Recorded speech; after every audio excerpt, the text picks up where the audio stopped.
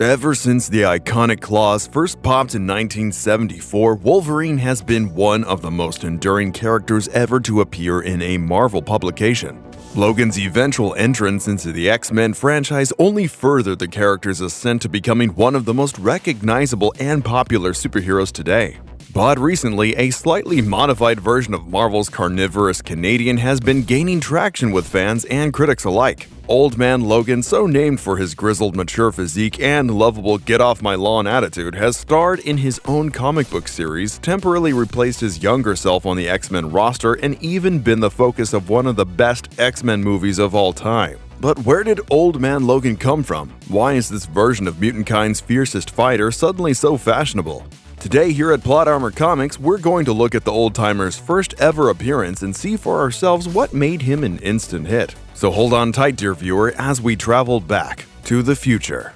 Number 1. No Country for Old Men. Our sordid tale opens with a bloodied and beaten Wolverine in his prime. Blood covers Logan's body as the man slowly and painfully limps through the woods. His iconic suit is tattered and ruined, his head is hung low, and his claws are mid-sheath as if he lacks the strength to pull the blades into his hands. Suddenly, we skip forward. The bleak scene shifts to a graying man on horseback traveling through an empty wasteland. This is Logan, 50 years since the good guys lost. As he rides, his mind flashes back to that fateful night. He remembers wandering through the forest, stumbling across some train tracks, and without saying a word, laying his head on the rails. But before his memory can play out, a timid voice wrests him from his thoughts. "Pa?" A young boy looks at Logan and says, "Tractor broke down again, Pa. I tried my best to patch it up, but I reckon we need a brand new engine." Logan sighs down at the child. Well, unless you got some magic beans to sell, I don't know how we're gonna get one, Scotty." That night, financial stress added tension to the family's nightly dinner table discussions. "We are not selling the children's toys, Maureen," Logan tells his wife. "Rent's due in 2 days' time and we got nothing else worth selling," she launches back. But suddenly their daughter, the youngest of the two children, pipes up.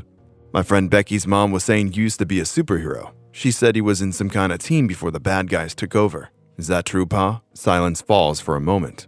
"You tell Becky's mom there's no such thing as superheroes," Logan says patiently, an edge slightly creeping into his voice. After dinner, Logan and Maureen speak privately as they watch the sun set over an empty, barren field.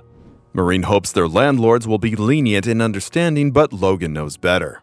"These are Bruce Banner's grandchildren, Maureen," he says solemnly. "They don't do reasonable." When the day comes for rent collection, Scott sits on the porch with a loaded rifle.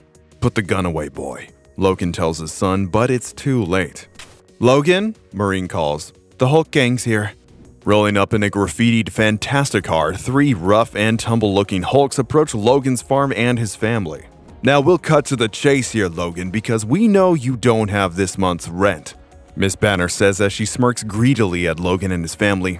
"Which is why my brothers are here today, too. You met Otis and Charlie?" The larger of the two Hulk brothers speaks up. "Are you ready to take your punishment, Runt? Or do we need to flatten your crappy little farm?"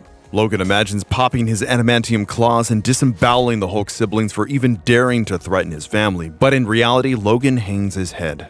"Yes, sir," Wolverine says. "I'm ready to take my beating." With that, the Hulks lay into Logan, mocking him all the while. When it ends, the gang simply says, "Double next month or everybody dies." Logan is left beridden and smashed, though that night an old friend finds his way to the farm. It doesn't look bad to me," Hawkeye says sarcastically as he sits at Logan's bedside. "That's because you're blind, Hawkeye," Logan snaps back, but the blinded Clint Barton didn't come by just to joke around, saying, "My days of fighting supervillains are behind me too, Logan. This is more of a business proposition." "What kind of business?" the Canadian carnivore asks. "A delivery job," the Hawk responds. Logan recoils. "Is it legal?" At this, Hawkeye smirks sadly. "You ask an old Avenger if he'd ever break the law?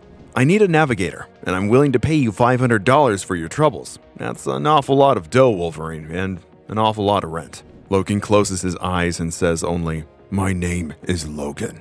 But come morning, Logan makes Scott promise to behave and tells his daughter he loves her before hopping in an old run-down Spider-Mobile with his teammate and speeding off on a cross-country road trip that he hopes will be his final adventure. But before we see what's next for the last X-Man standing, be sure to subscribe to the channel with notifications on to never miss an upload, and smash that like button for some plot armor today. Now let's get back to the action. Number 2. The Open Road. As Hawkeye and Old Man Logan begin to make their way eastward through the Hulkland and into the Kingdom of Kingpin, the unlikely duo pass through the dystopian wasteland that the western seaboard has become. They witness a San Francisco sunken into the earth by the Moloids. They go up against gangs of ghostwriting muggers that threaten to steal the retired Avengers cargo right from under them. But even at the brink of losing his payday, Logan's claws are left sheathed.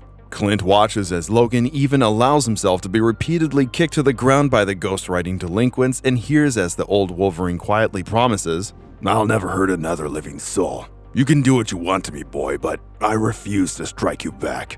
Luckily, Hawkeye jumps into action and proves that even deprived of his eyesight, he's still one of the best shots in the business. As the dust settles and the bodies of Hawkeye's victims lay dead around them, Hawkeye turns angrily on his partner. "You've taken an oath not to pop your claws? All of a sudden you're this beautiful pacifist?" he asks, incredulous. "I've been telling you this since we left Sacramento," Logan responds. "What the hell did they do to you, man?" Clint says, which sparks a momentary memory to flood into Wolverine's mind. A pause, then, "They broke me, bub." As the two men travel further into what was once the continental United States, they come across the site of Thor's downed hammer as they drive through Las Vegas. But even more surprising to Logan, they also run into one of Hawkeye's ex-wives, Tonya. "I never tell you about this one," Clint says.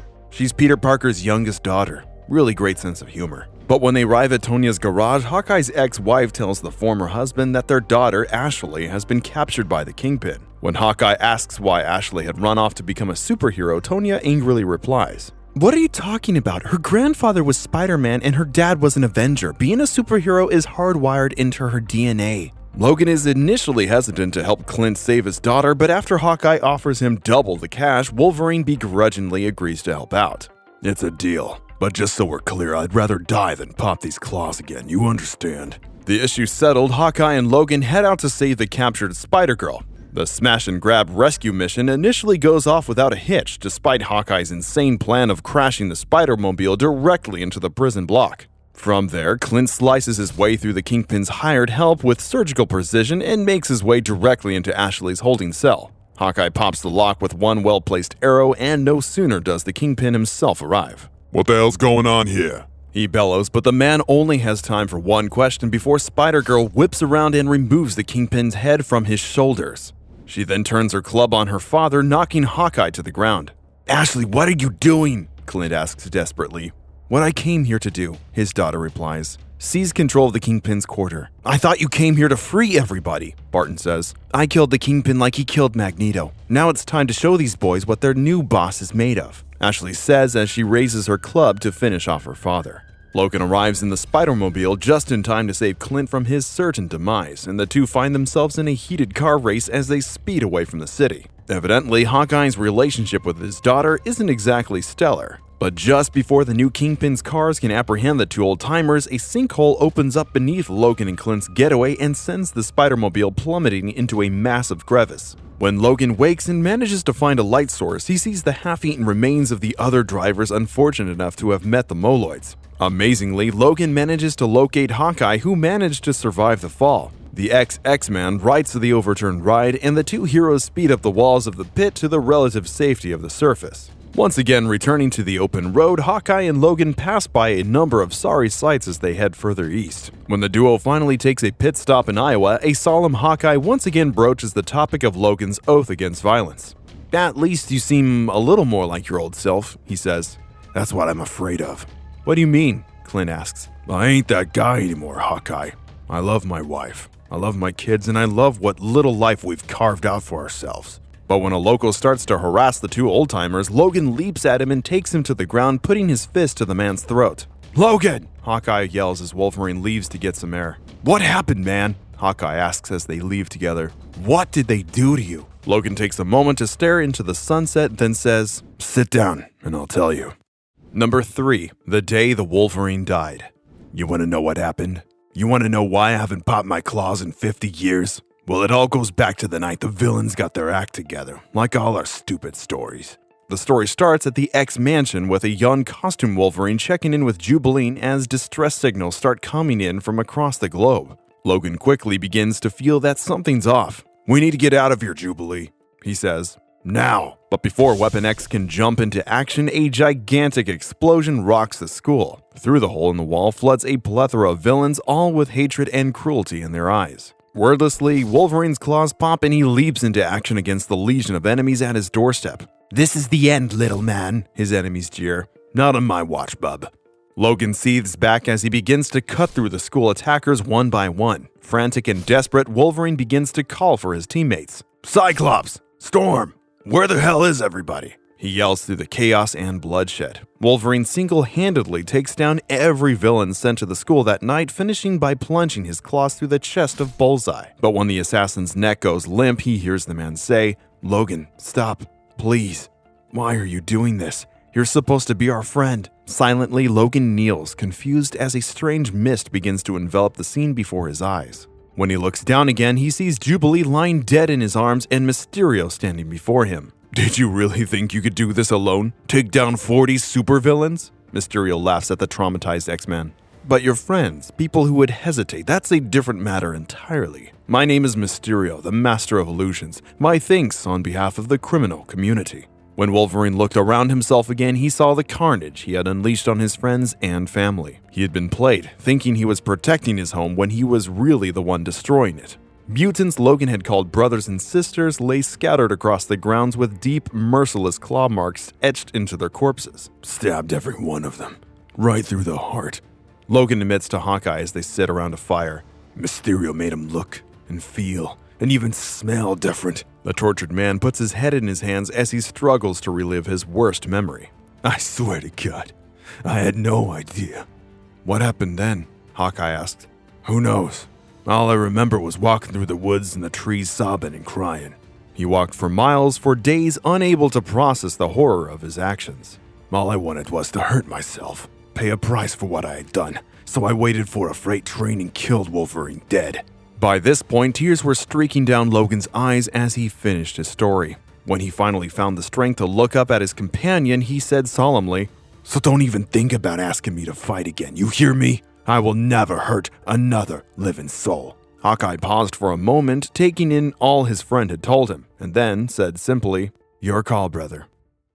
Number 4. No good deed goes unpunished. When Hawkeye and Logan once again hit the road, they almost immediately found themselves in a high-speed chase with a venom-laced Tyrannosaurus Rex nipping at their heels. As Hawkeye began pumping the monster full of lead, a mysterious onlooker watched the scene play out from a safe distance.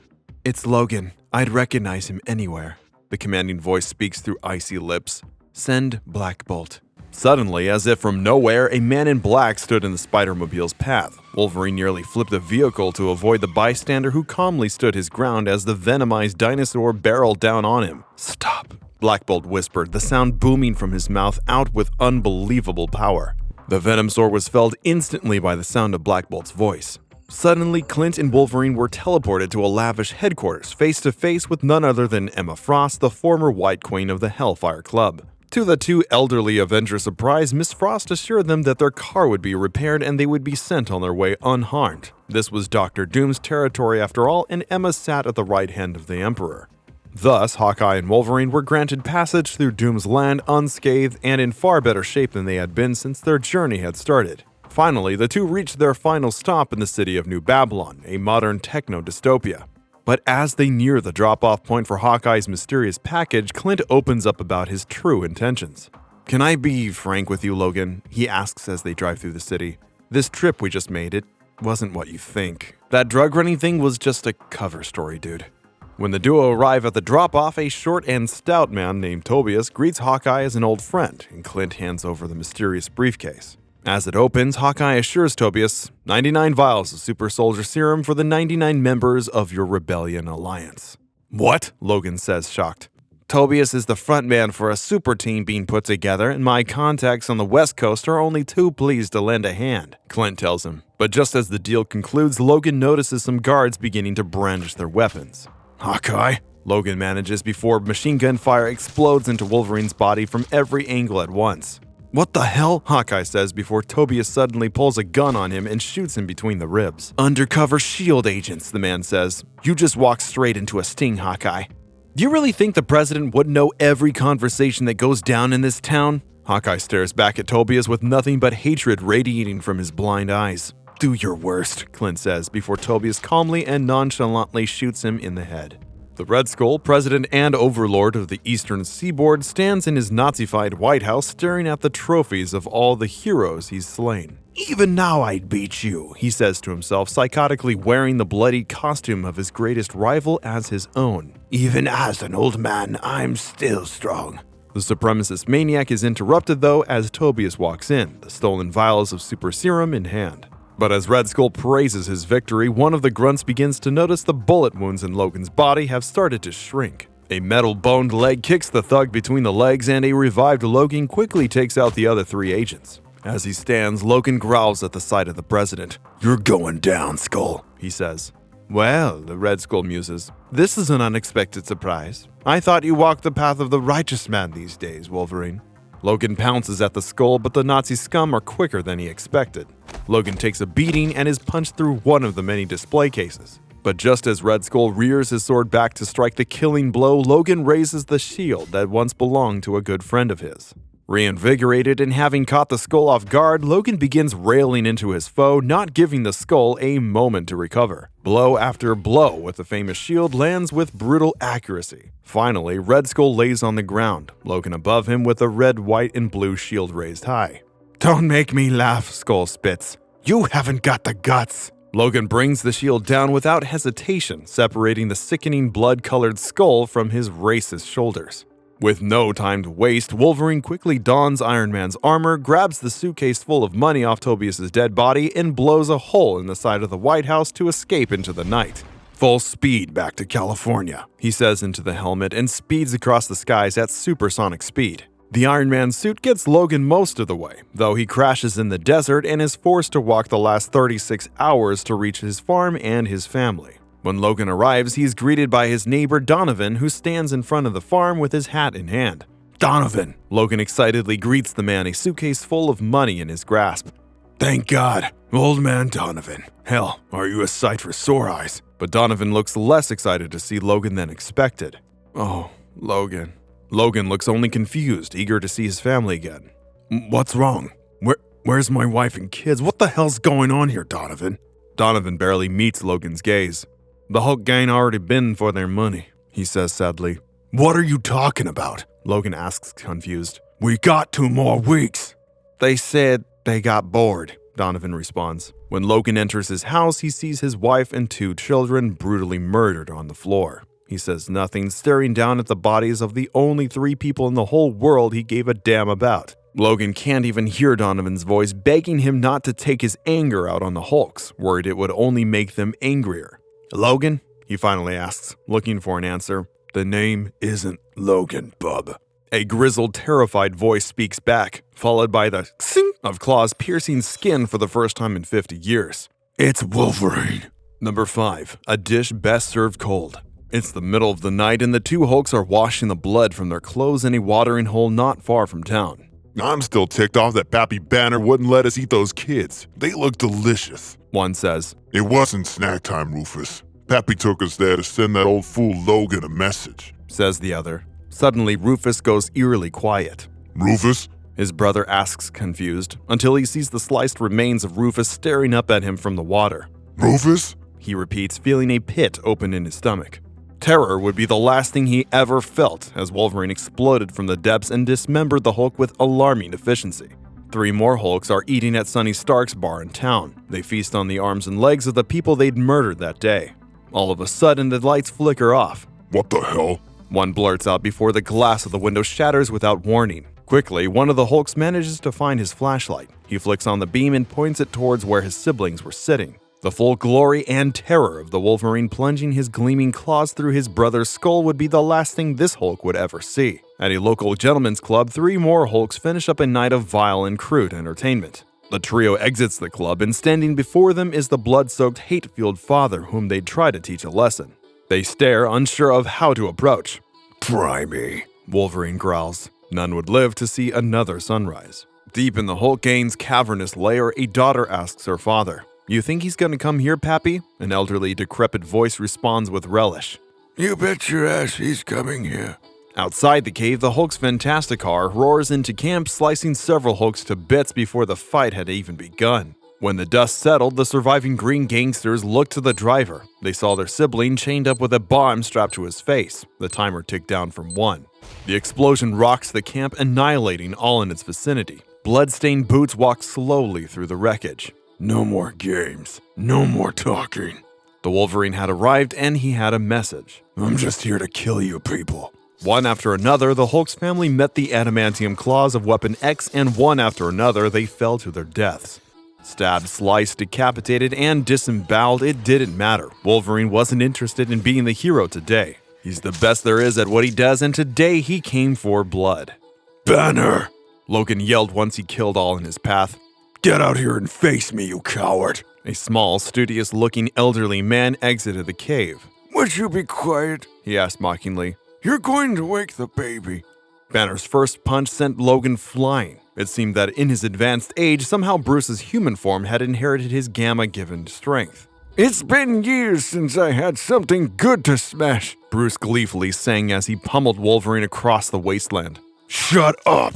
Logan roared as his claws finally found purchase into Banner's frail body. This isn't a joke. This isn't another one of those stupid fights. This is where it ends, you redneck son of a... Wolverine promised as his claws sank through Banner's chest and out the other side. That's for my wife and kids. But then Banner began to grow. His elderly human form expanded and bloated until his disgusting ancient Hulk form came out in full. You shouldn't have made me angry, Logan.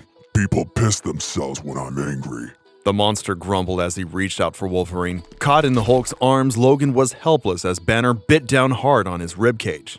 It seemed, tragically, as though the last X-Man had lost. 12 hours later, the final surviving member of the Hulk gang arrives back at camp. Did Wolverine really do this? He asked, fear heavy in his voice.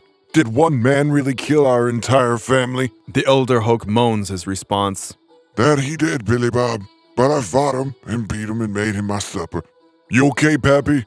His son asks. You don't look too good. Indeed, Banner is sweating profusely. He doubles over as pain spikes up his stomach. The Hulk cries, You gotta be kidding, you little runt. He manages before the regenerated Wolverine explodes, claws first through Banner's back in a burst of gore and green slime. Logan spits. What's the matter, Banner? He jokes hatefully. Something you ate? Wolverine looks over at Billy Bob and the baby sitting in the crib. Whatever you say, Wolverine. Billy Bob whimpers. Just don't hurt me and stay away from baby Bruce. Wolverine looks back with a scowl. The Hulk robbed me of my family. Only fair I should take away his, he says. 1 month later, Logan stands at the gravesites of his fallen wife and children. He holds his daughter's toy and places it gingerly at her final resting place. You sure you're ready to walk away and leave this all behind? A neighbor asks as Logan rises from his knees. All I got here are memories, Abe, and I can take those wherever I go, he says. My wife and babies don't live here no more. Wolverine tells the newly liberated townsfolk that he plans to travel the country, setting the world right again and bringing together a team that can stand against the forces of evil that have overrun the world. Besides, he says, I got a little partner to help me out, and there's a nice poetic justice to Bruce Banner Jr. being the first guy on my team. With the Hulk baby strapped to his back, Logan mounts his horse as the townsfolk warn him against his mission. All you're gonna do is get yourself killed, they cry out at him. Oh yeah? Logan says. Well, they've killed me nearly 50 years ago, bub, and I got better. I figure I've kept my head down long enough. And with that, the Wolverine rode into the sunset, intent once again on saving the world. Well, that about wraps up this video. So, what did you think of Old Man Logan's origin story? Let us know in the comments below. And on behalf of all of us here at Plot Armor Comics, I've been Morse Code, and we hope you all have a wonderful day.